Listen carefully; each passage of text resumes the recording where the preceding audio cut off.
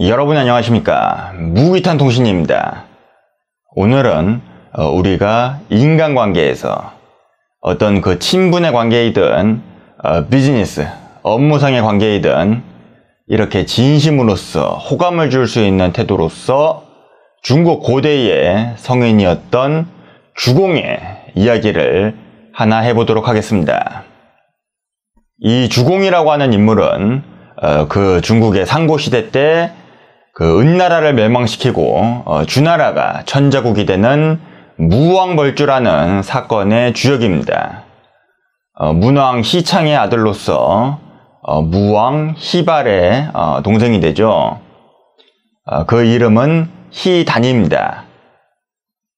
그래서 그 무왕벌주라고 하는 사건의 실질적인 기획자로서 그 유명한 강태공과 함께 형이었던 무왕을 도와서 그 일을 성공시키죠.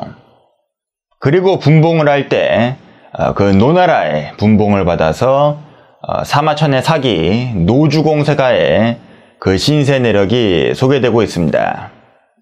형이었던 무왕이 천하를 평정한 지 3년 만에 일찍 죽고 그 아들이었던 조카 성왕이 너무나도 어렸기 때문에 이 숙부였던 주공이 섭정을 하면서 나라의 질서를 통치하게 됩니다.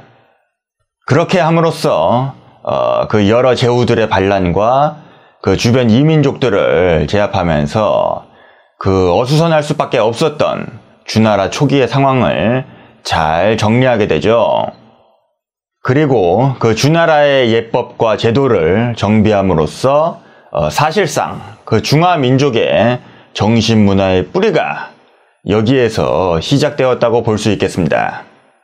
그래서 이 유교의 개조라고 할 수 있는 공자마저도 이 주공을 너무나도 존경하고 성현으로 모심으로써 그 유교의 성인들을 보면은 이 공자를 지극한 성인이라고 해서 지성이라고 하는데 그 위에 영순위에 으뜸 성인으로서 원성, 이 원성으로서 이 주공을 모시고 있습니다. 이 유교에서 공자가 연구한 그 예법과 제도들도 모두 다 이 주공이 만든 주나라의 예법과 제도들입니다.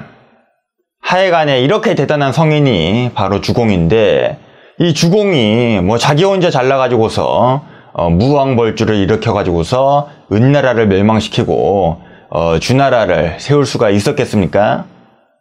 다 뛰어난 인재들을 모셔서 그들의 도움을 받고 그들의 힘을 모았기 때문에 가능했던 일이었습니다.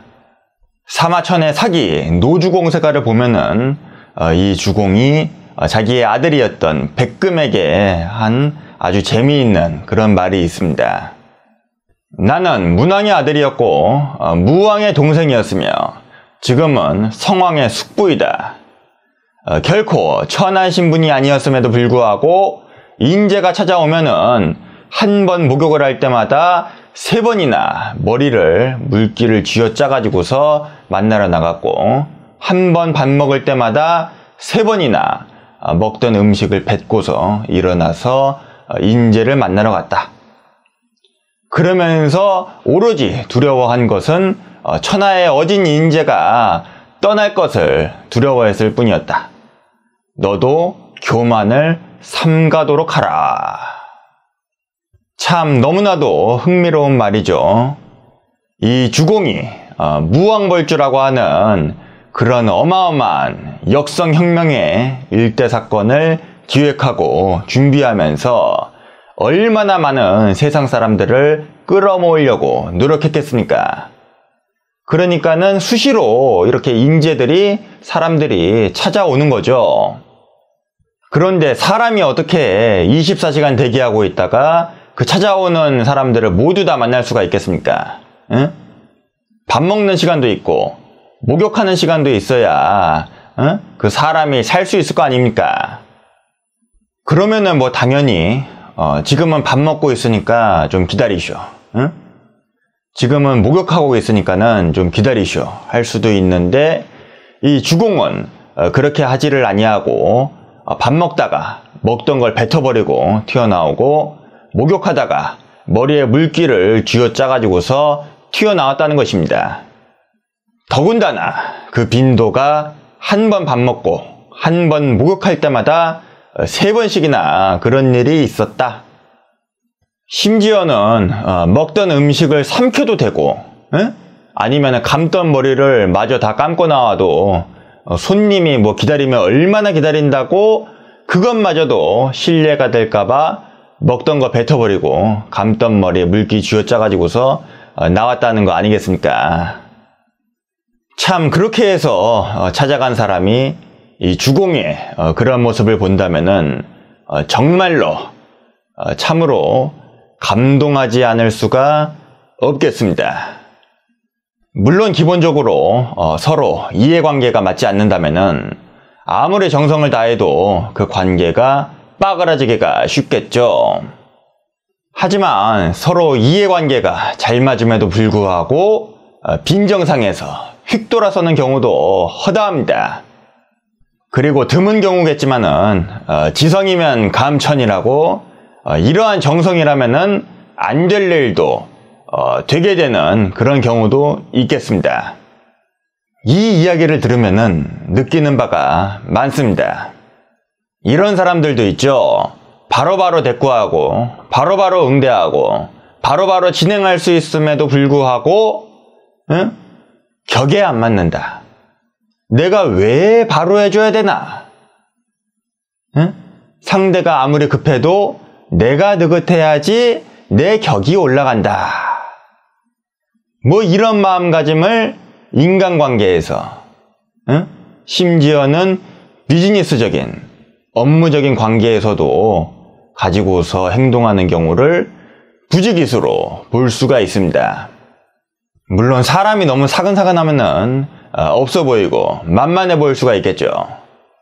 하지만은 이런 쓸데없는 간을 보느라고 귀중한 시간과 자원, 인재와 기회를 놓쳐버리고 날려버리게 된다면은 그보다 어리석은 일은 없을 것입니다. 현대 사회에서는 물론 이러한 경우도 있겠습니다. 그 대부분의 사회 구성원들의 그 일과 시간이 오전 9시부터 오후 6시까지 9 to 6 그렇게 해가지고서 12시부터 정오부터 1시까지는 점심 먹는 시간이고, 그렇게 해서 그 업무 시간을 봐가지고서 점심시간에는 연락하지 마셔. 밥 먹는 시간, 잠자는 시간에는 연락하지 마셔. 뭐 이러한 그런 암묵적인 룰이 있기는 하겠습니다. 시덥지 않은 일로 귀찮게 연락이 오는 경우에는 또한 짜증이 날 수밖에 없겠습니다. 하지만은 기본적으로 평시든 응급상황이든 언제든지 서로 24시간 한 라인으로 부담없이 연락할 수 있는 관계야말로 뭐 함께 비즈니스를 하든지 함께 뭘 하든지 서로 함께하기에 좋은 파트너로서 최고의 자세임에는 틀림이 없습니다. 전화 잘 되고 문자 잘 되고 메신저 잘 되고 이메일 잘 되고 이 연락이 잘 돼야 그야말로 모든 것이 만사형통입니다. 혈액순환 잘 되고 교통순환 잘 되는 것입니다. 끝으로 상당히 재미있는 이야기를 하나 덧붙이겠습니다. 모 유명한 정치인 한 분이 계십니다. 정말 말단의 그런 직위에서부터 고위직까지 두루 거치시면서 정말 노력과 성실함으로 그 자리까지 오른 입지전적인 인물이신데, 그 이분은 샤워를 하러 들어갈 때 그 핸드폰을 비닐로 싸가지고서 들어간다는 그런 유명한 이야기가 있습니다. 그게 뭐 그 요즘에 뭐 스마트폰 중독 뭐 그런 게 아니라 언제 어디서 중요한 연락이 올지 모르기 때문에 샤워를 하다가 벨소리 울리면은 바로 그냥 비닐 까가지고서 전화를 받겠다는 것이죠.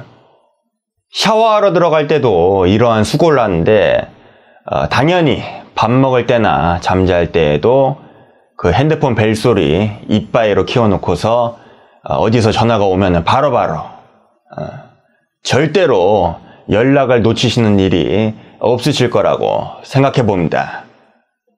너무 기빨리는 이야기가 아닌가 싶지만서도 뭔가의 일을 도모하고 성공시키고자 한다면은 이 정도의 자세쯤은 당연하지 않을까 생각해 보면서 시청해 주신 여러분 모두 사랑하고 감사합니다. 지금까지 무게탄이었습니다.